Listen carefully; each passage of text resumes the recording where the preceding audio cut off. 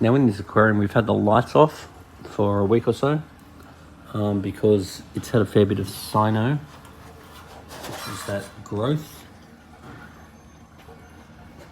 Now stirring the sand up is going to help, making sure that we've got things like stroms and sand sifting stars. And now we just need to make sure there's no imbalances in the water.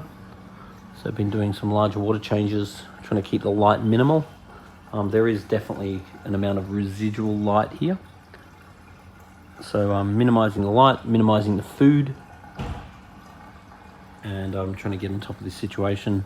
There are various products like anti-red that are really quite effective, but it's definitely a process. We replaced the GFO, which is for the phosphate. The skimmer is skimming very nicely.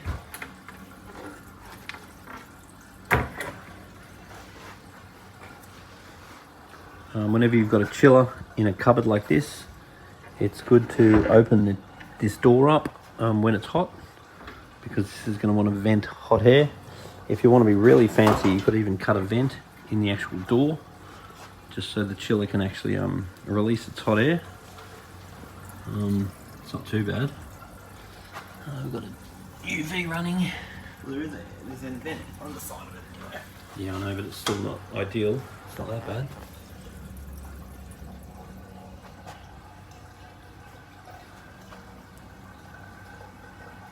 Fish are looking really nice. Oh, fish look really healthy. All in all, the corals look okay. It's just the cyano looks... It's a lot better than what it was. I'm trying to keep your filter socks nice and clean is going to help. Also, we've added some marine pure. No, it's time. Oh yeah. If we do want it, So making sure there's plenty of good bacteria is important. Otherwise, the cyanobacteria can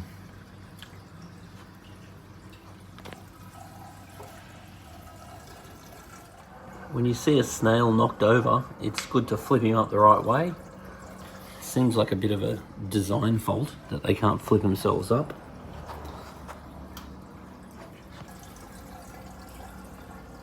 There you go, Buster. Now I'd suggest this fella here, a cleaner shrimp is about the best thing you can ever buy for a fish tank, because a cleaner shrimp will run around and eat any little pathogens in the water that can make your fish sick. So we'll reduce the chance of your fish getting parasites. So that and a UV sterilizer is a very, very, very good investment for biosecurity, to help make sure that your fish don't get diseases like white spot.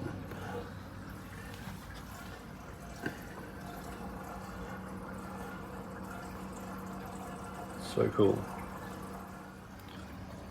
So in this situation, we want to be giving the bottom a bit of a gravel clean.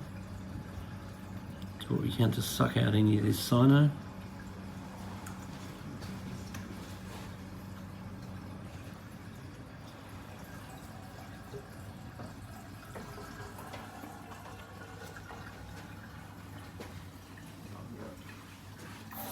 One of the best things you can do, particularly if you're playing around with your tank, is try and label all your power cords, because it's really, really convenient at times, instead of having to chase bits of equipment to try and figure out where they're plugged in.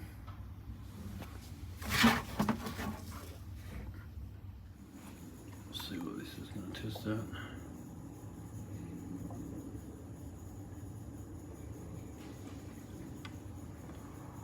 The tank's 24, it's a tiny bit cool.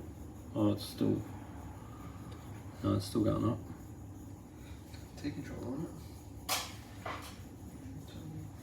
No, it's going to be 25. Salts though. 54. Which is... Now, anytime you use any probes or whatever, then making sure that it's well rinsed is really important. You don't ever want to leave salt on any of the probes, otherwise they will quickly deteriorate. you want to wash them and dry them as best you can. Okay, so at the moment our alkalinity is 7.1, which I'm relatively happy with.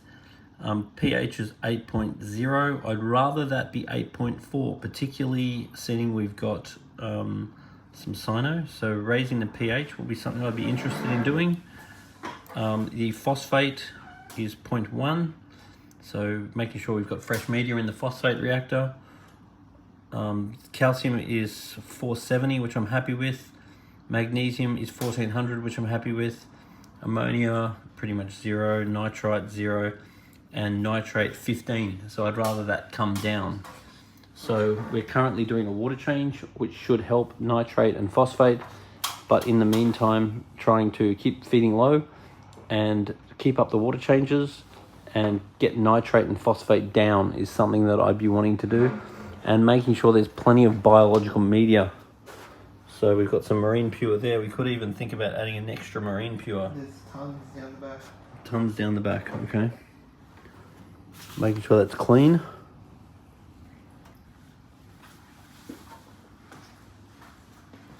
And then the salt was a tad low, so we'll bring that up a little bit. And temperature was 25, which I'm happy with. So it's all had a nice clean now. So regular water changes are really important whenever you do get any imbalances.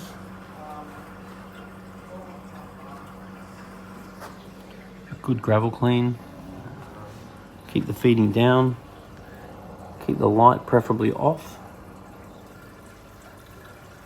Keep the filters clean. Make sure you're feeding good quality foods. Make sure your water flow is good. Make sure your surface agitation is good.